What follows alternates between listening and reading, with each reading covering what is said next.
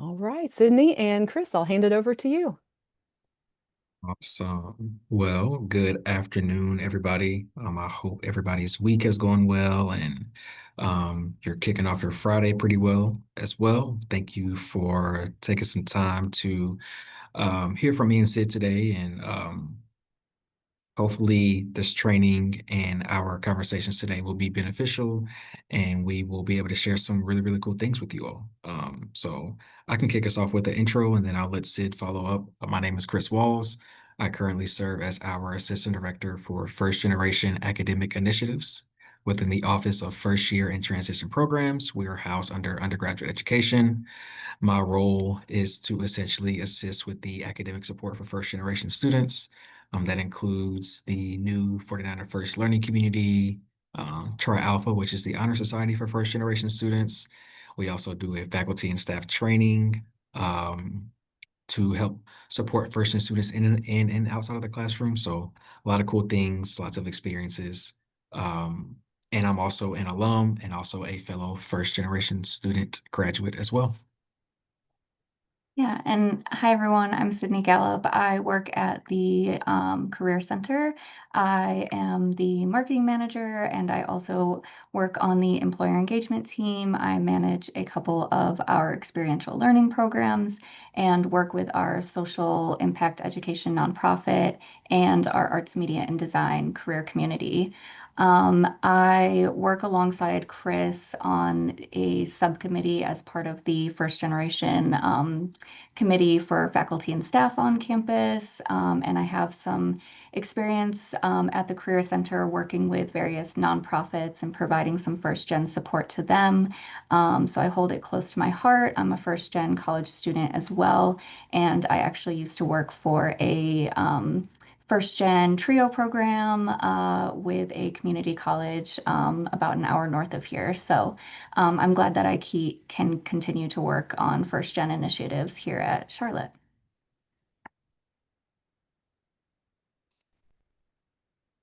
Awesome. So, as we get started today, here is a brief agenda of some of the things that we'll cover. So, of course, we'll kind of set the groundwork with some context, understanding what a first-gen student is, how they are relative to UNC Charlotte, getting into some context in terms of why the work that we're doing matters. Sid's going to take over and talk a little bit more about, for students, what does it mean for them to be professional and how we as faculty and staff can help support them in that. And then we'll wrap up with how we as faculty and staff can also serve as mentors and how we can build relationships with students as they navigate throughout their college careers. So, generally speaking, at Charlotte, we define a first generation student as a student whose parent or guardian has not earned a 4-year college degree, specifically within the United States. So each institution has varying definitions for that. We decided on no 4-year degree within the United States. Some institutions count first gen or don't count them as first gen if their parent or guardian has obtained an associate's degree. But again, for here at Charlotte, we define students as first gen, those who have not received or those whose parents have not received a 4-year college degree within the United States. Um, and then in terms of our Niners, there's kind of two definitions for that. So of course we have the first gen student, um, as we classify them for data purposes on campus, but then we also have a first gen Niners student organization as well. So if you ever hear first gen Niners, it's probably a combination of the two, either the student organization or just what we call our first gen student population on campus. And I hope y'all are paying attention too. There's going to be a pop quiz in like 5 minutes. But on our campus, about a third of our undergraduate students are considered first gen. That is a very, very large section of our campus population. So it's really, really cool to see not only how we are able to support those students, but knowing that they can see themselves across campus as well. So that typically equates to roughly over 6,000 students on campus who are considered first gen, and that's just undergraduate. And we're working on being able to collect some graduate information pretty soon. Okay, so I kind kind of opened up with it, but in terms of why some of these things are important, as mentioned, it is a very large population on our campus, about 6,000 students. So we, again, want to make sure that we are doing anything that we can to support those students. Um, and a big piece of that is the sense of belonging. So we want to make sure that those students, find pride in their first gen identity, but also know that even if they are first gen, that's not a deficit, that is an asset, and knowing that they do belong here on campus as well. Um, there are also some pieces of the strategic plan that kind of align with some of the first gen support that we have been implementing over the last couple of years, specifically with the Charlotte model. And for those that may not know, we are a First Gen Forward institution. We are a network member. First Gen Forward is essentially a nonprofit, formerly collaborating with NASPA, but now they're kind of their own nonprofit organization. It is a designation that we hold that essentially says that we do great work to support first generation students, and there are different levels that institutions can reach to again kind of display some of the support that they offer for their students on campus. I did think it was pretty important for us to also highlight and talk through like specific data points as well. So, there aren't necessarily differences in retention and graduation rates of first generation and non-first generation students from year one to year two. However, in year two to year three and year three to year four, that's where we see a ton of differences. Actually, a pretty substantial difference in terms of the percentage of students who come back for year two, year three, and year four. So that's something that we are looking at assessing and kind of going through over the next couple of years as well. And overall, our first year support is simply aimed at closing that gap in retention through belonging, academic success and support, and then of course the career exploration piece, which ironically I am currently um, with you all today on Zoom from TIAA. We took a group of first generation students today, and we're here on their campus doing some career exploration as part of their Ignite program. So again, it's kind of happening all day, every day. Um, and again, that just kind of echoes a piece of why it's so important for us to continue supporting our students. Yeah, and Chris, I don't know if you want to talk about it a little bit later, but he's got a class going right now that he's working through and has had some great success there, and that's definitely a part of the academic success, but a great part of the belonging. And there's of course that bit of career exploration in there. So I just wanted to provide some data on the career side of things. So our National Association of Colleges and Employers is a great organization that we follow, and that we receive a lot of career support through there. There's some great research and information specifically on some first generation initiatives that have happened, some research that's been done in the past 5 years or so. So if you go to the organization's website, you can easily find that. One thing that we see as far as what Chris was just mentioning, and to go a little bit more in detail, is with the adjustments that first generation college students have to make when they're transitioning into college, we tend to see that some of the issues that they may face, which can contribute to those that drop off in retention rates, is the differences in environment and being away from home, a new academic routine, even just the living arrangements being different, and just yeah, just being away from family, as family can be a huge part of some of these students' lives. We tend to see that some of these students can then self-isolate or just overall experience lack of interest in different things. And so then we see some socialization issues as well. And then, as far as more specifically, some of the career side of things is when we think about some of these areas where students might not feel as secure or supported, or they just feel that these are, some challenges that they're facing. We then see when they are trying to focus on career, or they may not even realize how much emphasis they need to place on career, we see some equity gaps there as well. So a lot of our first gen students, and I would say overall, a lot of students in general, and a lot of the things that Chris and I talk about today, the supports that we can provide and the information that we're processing, when we apply it to one group of students, it really does help impact all students. But we tend to see in the Career Center students struggling with their job search process, what the strategies are to be successful. And a large part of our job search strategies that we recommend, because of what is required to be successful when securing an internship or a full-time job, is that you do have to tap into your community. You have to build a community. You really have to connect with organizations and connect with people that are in the field that you want to pursue. So some first generation students, we'll talk about it a little bit later, but they don't have as much social capital, and it can be really challenging for them to tap into a community or build one. And then, of course, we tend to see some of these students not accessing the resources that might be available, not sure how to use the resources successfully, and have that confidence to reach out to the different professionals that they may need to reach out to. Yeah, so kind of hopping back in into some additional context. As mentioned before, there's a ton of work that's being done to support first generation students. And not everything is on the screen at all. But just a few to kind of highlight. We do have a First Gen Niner student organization. We do also have a workshop series that is really geared towards preparing students for a little bit of their time here, but mainly for their time after college. So there's been workshops on salary negotiation. There's been workshops on, of course, resumes, course registration. Um, there have also been opportunities for students to connect with one another through the First Gen meet and greets and meetups. Some of those faculty and staff have also came to those events to connect with students.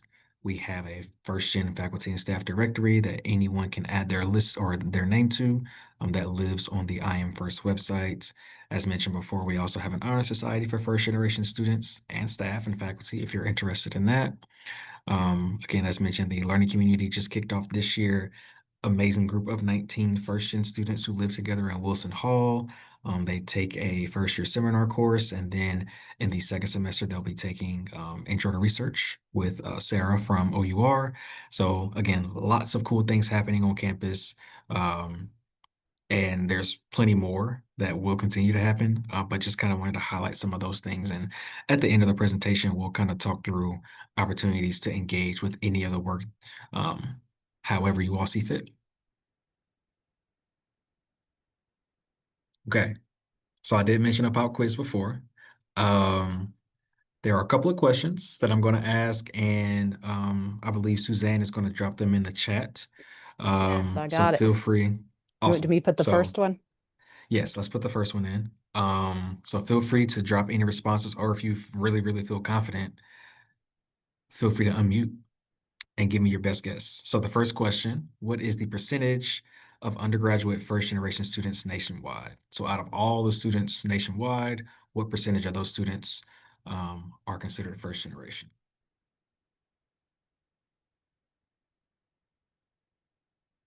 And I know I didn't talk about this, but that's why it's a pop quiz. Okay, Carla over 50. 48, okay. Around 50. 54. 45. Okay, okay. 55. Okay. These are some good answers. So I actually did see the correct answer.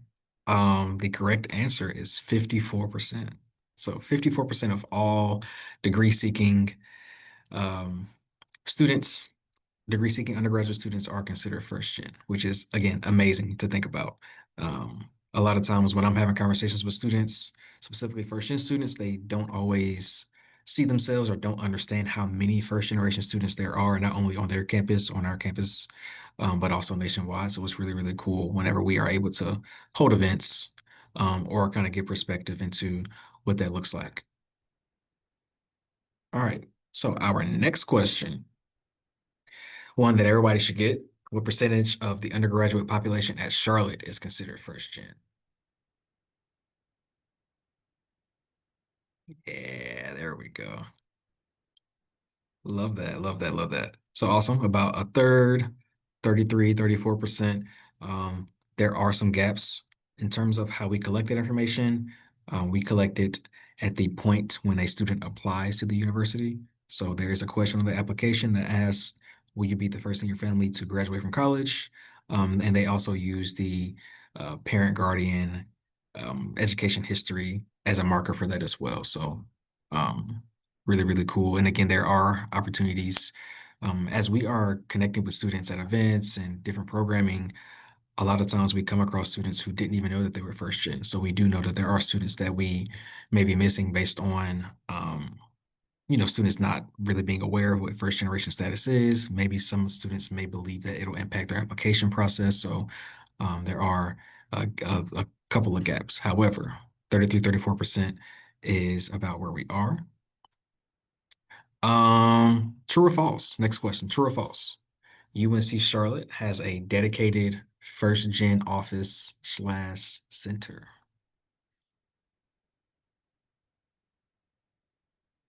Mhm. Okay, seen a lot of trues, seen a false.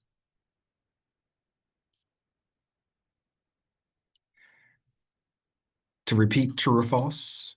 UNC Charlotte has a dedicated first gen office slash center. Mm, True, false, false. Okay, okay. This one is actually false. So UNC Charlotte does not have a first gen center or first gen office. Um, we collaborate pretty much across campus to support first generation students. I personally oversee some of the academic portions, and our colleagues over in transition and belonging and student affairs, they oversee some of the recognition pieces. So first gen week, a lot of the programming throughout first gen week was um, coordinated by Transition and Belonging. The graduation events, the cookouts, the meet and greets, those are specifically geared towards transition and belonging, student affairs, and then we do some of the career exploration, again, learning communities, things like that. And no, there is no physical location, but hopefully one day. All right. These next two are a little tricky. So in fall 2024, so the students that started at UNC Charlotte in fall 2024, what was the top major for incoming first gen Niners?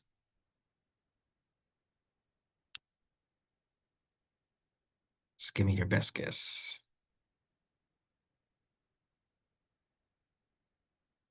Okay, we got a business, pre-nursing, psych or computer science, psychology.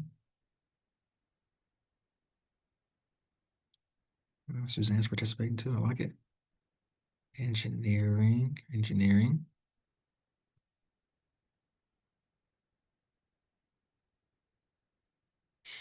Okay, so this one is actually pre-business. So there were, I can't remember the exact number. I'll have to pull up the report again, but pre-business was first, then psychology, and then I believe pre-nursing was third.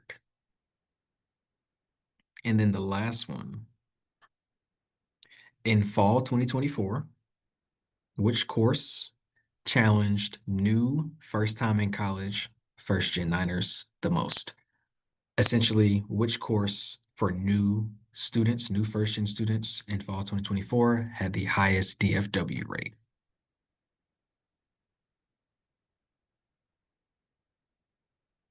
Got chem, math, chemistry, math.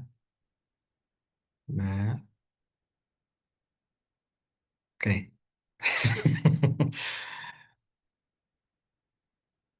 I'm chuckling at you, Shania, just a tad. Very specific. Okay, we got some math, chemistry. The answer is actually Psych 1101. Um, I have my thoughts about why that is. I think, psychology is one of our largest programs on campus. And with that, there's also, of course, maybe some larger course sizes, so that maybe can impact how first generation students are experiencing the coursework within that class. So thanks for indulging. Just a couple of quick questions to gauge y'all's brain a little bit. Um, yes, I believe there are a ton of Psych 1101 courses or sections of that course that are online too, so that could probably play um, a piece of that. Mm. Yeah, psych was fun. I studied psychology at UNC Charlotte as well, so um, good times. All right, so moving along really quick, I wanted to talk through some general strengths and challenges as it relates to first generation students on campus, but then also what it may look like for students once they graduate and go on into their careers. So generally speaking, um, first generation students are curious, and that can be used as a strength. Something that we always like to talk through is how students are also determined because they have their mind kind of set on something. I know when I'm having conversations in my class with students, they are very determined to not only do well in the class, but also do well in all their courses and kind of move on throughout their next couple semesters. And they're excited to get engaged on campus. Some of them have joined different student organizations already. One of them became a Niner guy. They're interested in SGA. So there's a lot of cool things that they're excited about. And I think a lot of that comes just from that general curiosity of everything being somewhat new and then wanting to take full advantage of it. And that's something that I definitely preach about in class too. Students are also adaptable. So we do a lot of programming and kind of have conversations about how students respond to change and challenge.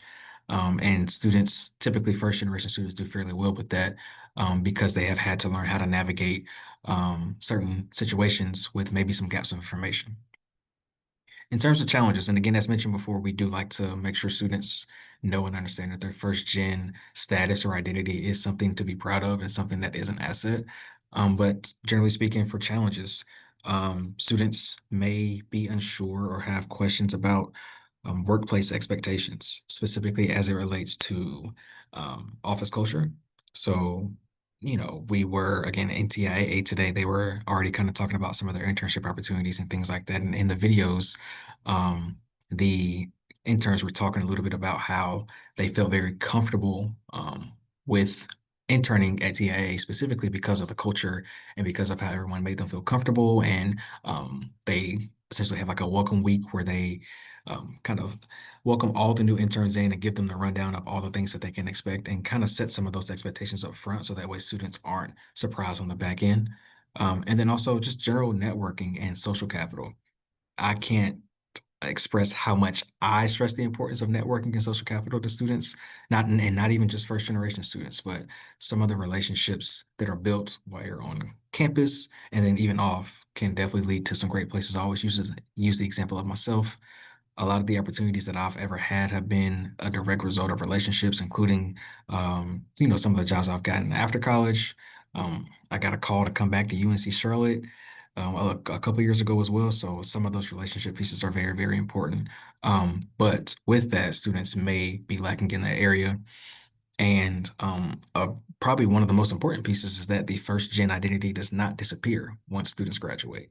So students go from being a first generation student to a first generation graduate to then a first generation professional in some cases, depending on the field that they're into and things like that. So just helping students understand that, challenges may arise, but how we can best support and helping them navigate those things is some of the things that we're going to be talking about later on in the session. All right, so transitioning over to professionalism, what exactly does that mean?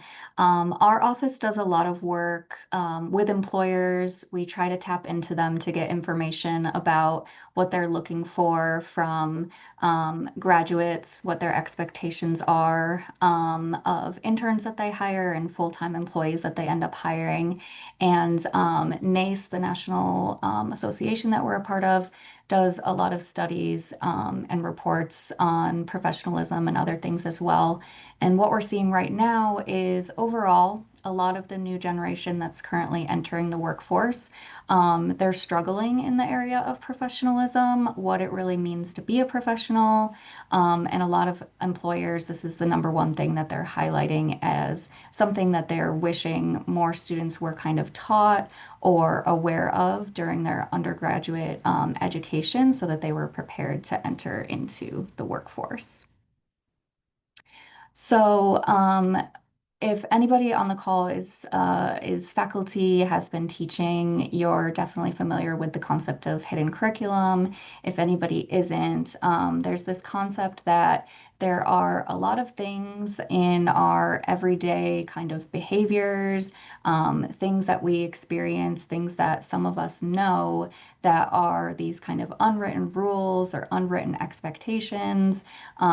They're not necessarily spoken or really clearly communicated a lot of the time, but they're still expected to be known. But a lot of times they might not be known. And we see that, you know, if we're talking about things like expectations in your courses or expectations around professionalism, if students are not exposed to this growing up and it's not part of their culture or things that they're experiencing, if they're not having this explicitly stated, then they're not going to know some of these norms and expectations that you might have. We do see that some of those things, again, are linked to professionalism. So things like punctuality, if that's not clearly stated or explained what that looks like for different courses or meetings on campus. We have a lot of requirements around punctuality to our career coaching appointments, for example. So different offices probably have expectations and they should be clearly stated. That is something that employers look at. Communication is a big one as well. Even things like adaptability and being flexible, being open to criticism. These are some things that are misunderstood or not known. And I think if we want to think solution oriented, something as simple as mindfulness can be the first step in the right direction. So if we think about maybe assumptions or expectations that we weren't really thinking clearly that this is something that maybe not everybody knows. So just taking a step back and really analyzing things like your syllabus, things like your course structure, your office rules, even some of the programs that you're operating in different departments. You really just have to step back and kind of assess if there is anything that you're kind of assuming every student should know. And so going back to that point on what employers are they actually looking for. So these are some of the things I mentioned: communication and then overall professionalism. So things like email etiquette or just overall written communication forms. I mentioned that inability to respond to feedback. So what does it look like to receive feedback and apply it or just be open to it? Punctuality, I mentioned, and critical thinking, just being able to use some of the tools that you have access to or understanding how to use different tools to do research, to answer some of your questions, to gather information. So thinking about how we can adapt our classrooms and our offices to meet these needs and be helpful for students to be able to get this information and have this development during their undergraduate education so that they are ready when they enter the workforce. We really can just think about mirroring some of the things that we're doing here with professional environments. So I mentioned clearly stating things in the syllabus and even clear ground rules. Back to what Chris mentioned with the TIAA Welcome Week, that's a great example of spending an entire week before an internship kicks off on just really allowing the students to figure out what it feels like to adapt to being an intern, adapt to that culture and just experience the culture. They allow the interns that time and that space to get comfortable with the expectations, with their roles, and with the other people that they're going to be surrounded by. And I think dedicating a whole week is amazing for a summer internship program. And there are a lot of internships that don't really have something like that in place. And so TIAA is a great example. They're really setting a standard there. So with classes and syllabus, like that syllabus day, the first day of class, you could dedicate that day to developing classroom norms. So not just setting, these are the expectations, but create an environment where there can be collaboration on this and students can have input on what do we want our classroom norms to be, what rules do we want to have in place, what guidelines do we have, so that everyone can be on the same page and they feel a little bit more inspired by these because they're working on them together. So that's just one example. I think we all have the great opportunity to demonstrate email communication to students and pointing it out, whether it's having a conversation with a student to let them know, like, hey, this is some feedback I have so that you can develop your email communication. Or if you're teaching a course, this could be something that you kind of set aside a few minutes at the top of a class to address to the entire room. You don't have to point it out to one specific student. But just letting them know and giving them that feedback, again, that goes back to something that employers are looking for, is if you can help students get comfortable with getting that feedback, that's one way that you can do it. And then in addition to that, I think just having those feedback loops between peers and faculty, so opening up feedback to everyone. I think, the art department does a great job of this because that's just infused in the culture of different art programs is feedback amongst peers is very normal, and that's a part of a lot of the different classes. But incorporating that into all different classes, different groups that we're working with, providing each other feedback and just allowing each other to kind of talk through things with each other can be really helpful. And then, of course, our office is big on career skills. So incorporating career skills into the curriculum can be really helpful to allow students, again, to develop while they are in college. So we have 8 career skills that employers look for in recent graduates. So when they go to employ these students, our office works career skills into everything that we do. This information comes from NACE again, so it's not something that we've decided that employers expect. It does come straight from employers. Consistently, over the last couple of years, these 8 career skills remain on top. We have different ways that you can add career skill information into your curriculum. You can request presentations on career skills. And then Suzanne actually runs a handful of programs and opportunities. If you're on this call, you're probably aware of some of the offerings that she has to help develop faculty and staff. One of those programs is the Career Skills Curriculum Integration Academy. So giving you further development and specific development around putting those career skills into your curriculum and making sure that you're contributing, to this career everywhere kind of idea. Okay, and then into networking. So we talked earlier about networking being one of those areas that a lot of first-gen students struggle with, whether it's the practice of networking itself or the access to networking. So those are kind of the 2 areas. We do find that largely a lot of students tend to view networking in the wrong way. That word networking tends to have a lot of connotations to it, a lot of negative connotations. When career coaches and employers even talk to students about the importance of networking, that it's really necessary, a lot of students get worked up or worried because they look at it as like this very transactional thing that needs to occur. They don't feel very authentic when they're networking and they haven't really quite figured out how to do it, so they kind of avoid it. That's one of the biggest things we see is students just focusing on putting in hundreds of applications and not focusing on relationships that they're building. I like to do this, and a lot of people in our office do this as well, is kind of reframing networking more as connecting. So changing that word can help ease some of that stress that students may experience, and it might help them feel a little bit more comfortable with the process if they look at it as just building your connections and connecting with people. Because that's really what it is. Networking is largely relationship building, and it doesn't need to be fake and awkward. It can be something that is actually actually it needs to be genuine. So genuinely forming a relationship with people.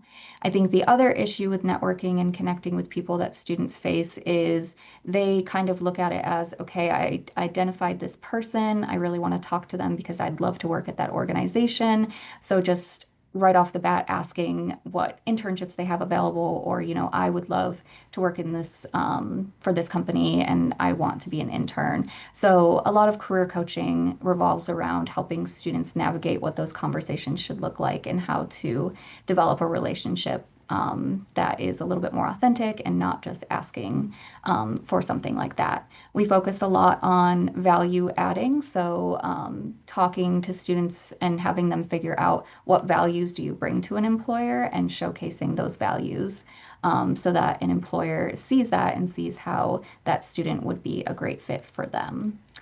And we do find that a lot of students trust faculty, especially faculty that have industry experience. So there are a lot of departments across campus where students will go to their professor for career advice, career information before visiting our office.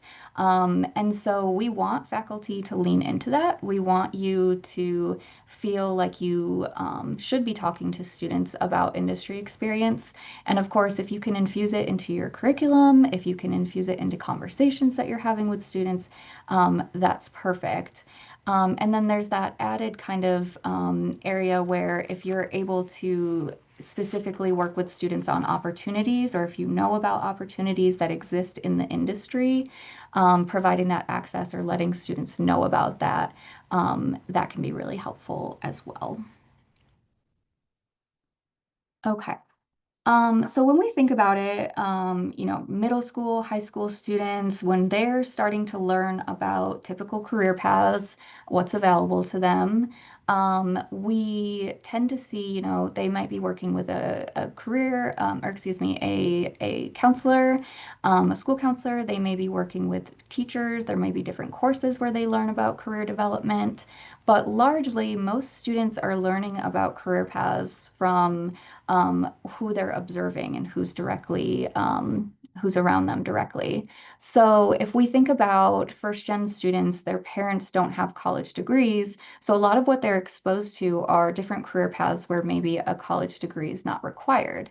So they're very limited. They might not have access to knowledge or information. They might not actually see different options that are available to them that they should be considering. And so there the quote here and where I found this really awesome graphic from is we also think about the social support, also lack of time, financial resources to be able to explore careers. So these are big barriers for our first gen students as well, where there might be different peers who have access to a larger network when they're in high school and entering college that our first gen students do not have access to. And that means that they probably also don't have access to different resources that really help them figure it all out. So it means that they're already one step behind. So we, though, can help students develop a network and help inspire them to think about who's in their network. We have a couple of different models that we use. We largely talk about in our office, actually, this idea of you have cold contacts, you have warm contacts, and you have hot contacts. And so this model is a variation of that. But we think about who are the people that you know who are directly around you. I really like this framework here because it breaks down the network. So helping students identify people that are in each of these pockets. It can be the people that are going to be able to give you feedback. So if there's a professor or a professional that would be able to give you feedback to help you grow. We think about professional development. So is there, the career center that you can go to help you identify areas that you need to grow in?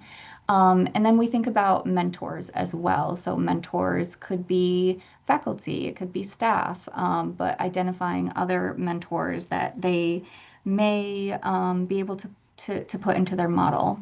And I think one thing to note is just that a lot of first gen students may feel they may experience a lack of confidence in this area as well if they're starting to break down this model and realize, well, I don't really have anybody that fits into each of these buckets, that can be hard for them. So just working with them to identify even potential people that could be in their network. So maybe you don't have somebody that fits into a role model right now, but let's identify somebody. Let's try to find somebody. So helping them feel like they can fill this in to help them feel more confident about this. So, in the way of mentoring, then, so this is a great opportunity for all of us to decide if mentoring is something that we can do for our first gen students, if this is something that we can bring into the fold.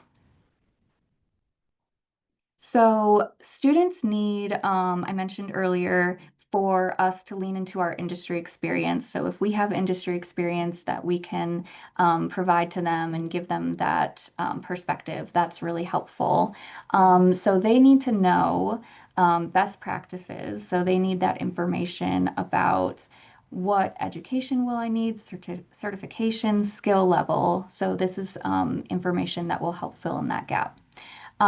They also need to identify, are there alumni or industry connections that could speak during your class that would easily be able to speak to an entire group of students and help them fill in those gaps to maybe build their network model that way.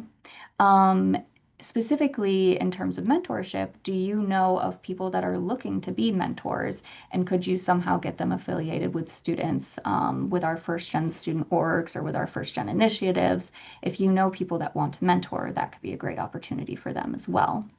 And then there's really cool opportunities for course projects or parts of the pieces of the curriculum to be linked to specific industries, specific companies. We see this happening with our engineering department, a couple of different departments that already do this. But that's a great way to just bring an industry or bring an organization straight to students.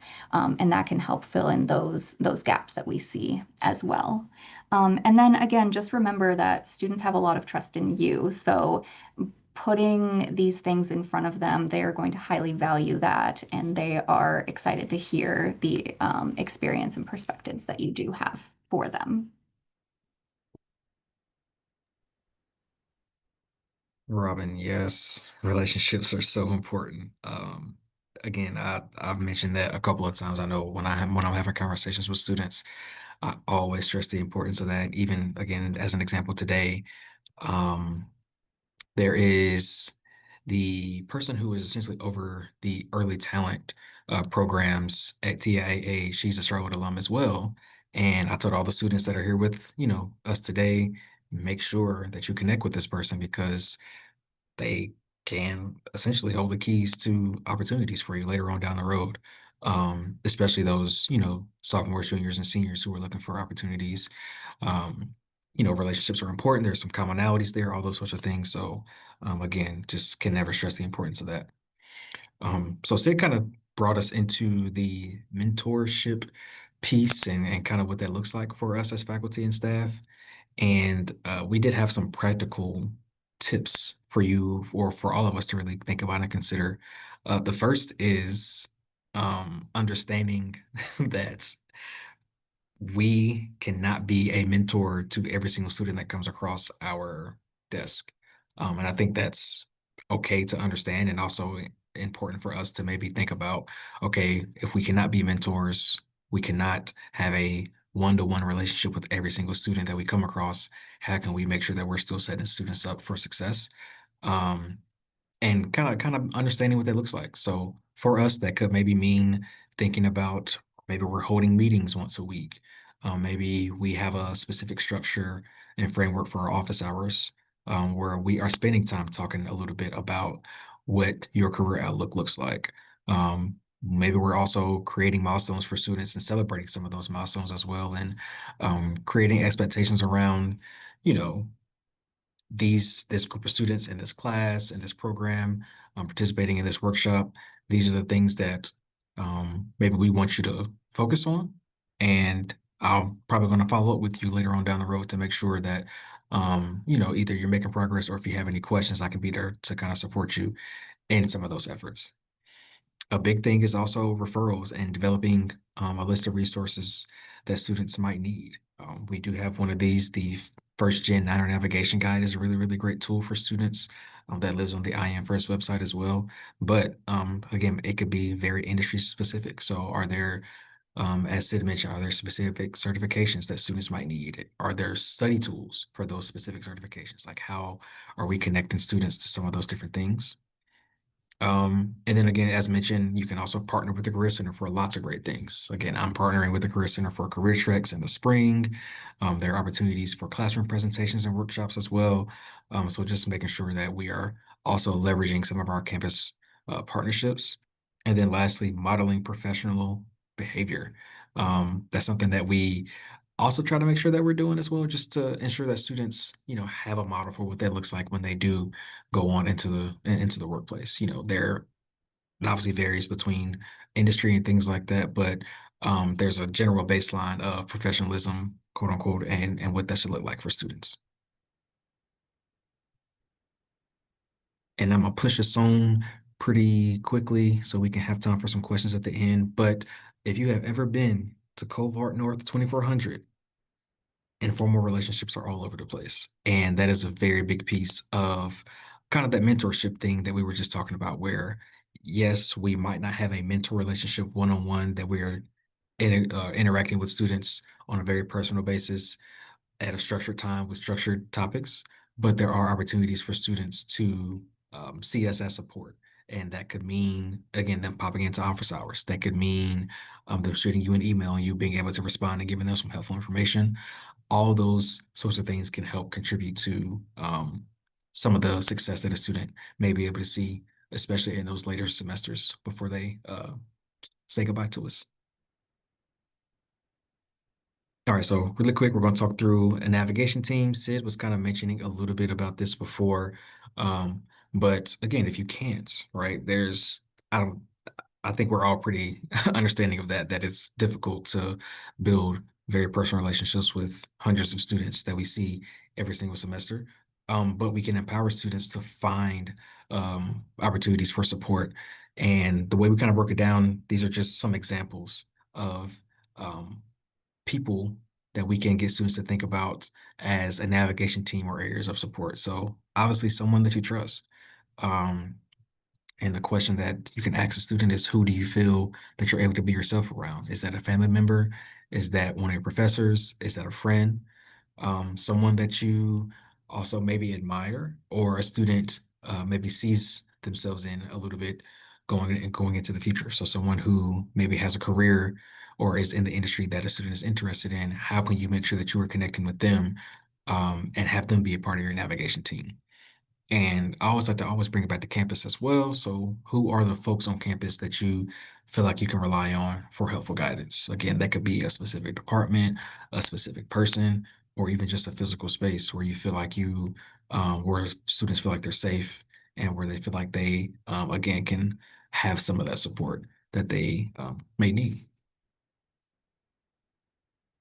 And I wanted to offer up a quick question for us to think about. And then if you have any thoughts, feel free to put them in the chat. But what resources or people in students' lives do we feel like should also be a part of the navigation team? Again, I mentioned someone that students trust, someone that maybe has some career interests or career similarities, and then also a campus connection as well. Carrie mentioned advisors. Absolutely. Absolutely. Degree progress is a big thing.